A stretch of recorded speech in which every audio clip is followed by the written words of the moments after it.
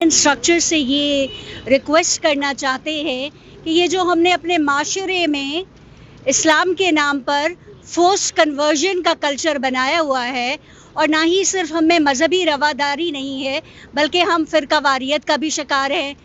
और violence against women के underlying causes में हम देखें तो वहाँ भी ये कॉजेज़ में है कि हम में जो है वो डाइवर्सिटी के लिए टॉलरेंस बिल्कुल नहीं है। ये जो फोर्स कन्वर्जन का कल्चर बनाया हुआ है, जिसका शिकार हमारा ये बच्चा मूसा मालाकंड यूनिवर्सिटी में हुआ है, और हमारा बच्चा मशाल जो है वो मर्दान यूनिवर्सिटी में हुआ है, और हम इस कल्चर को कंटिन्यू करना चाहते हैं, इस एक्सट्रीमिस्ट माइंडसेट को ओवरकम करना चाहते हैं, या हम ये चाहते हैं कि हम अपनी सफ़ों में ही एक जिहाद के माहौल में रहें। तो हम एक पुरअमन कल्चर के लिए अपने तमाम माशरे के तमाम तर स्टेटा से रिक्वेस्ट करते हैं। बहुत शुक्रिया। मालाकंड यूनिवर्सिटी के چې دا کومه پیښه مخې ته راغلې ده، کومونږ دې ته وګورو باید دا یوازې ملکند یونیورسيټي لکه پیلنې داسې یونیورسيټي نه ده چې په دې کې دا پیښه راغلې.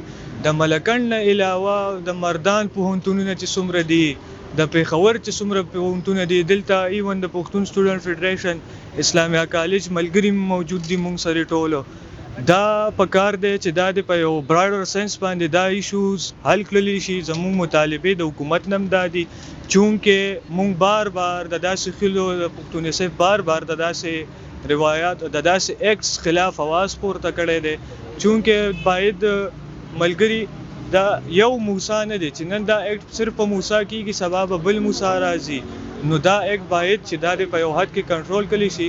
یونیورسيټي چې کوم دی دا د تشدد شکار شوي دي، په دې کې داسې مایند سیټ والا وی سیز دي خلکو کې نولې دي چې کوم هغه د کټپوتلی په بیسس باندې راغلي دي، او یو په کټپوتلی نظام باندې دا خلک هلته خپل روایات جوړ کړي. هلته په دې یونیورسيټو کې داسې د تشدد نه ډک خلک، داسې مذهبي خلک دا د دې پښتون صف په مخه او بار د دې خلکو په سختو الفاظو کې توګنه کوي. دا خلک نه مونږ پهله منلی دي نه بعد منو.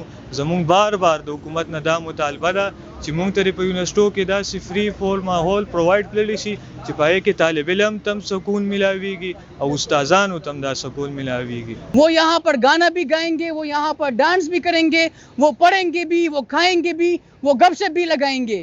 तलबा को जीने दिया जाए, नौजवानों को जिंदगी अपने चॉइस के मुताबिक गुजारने दी जाए।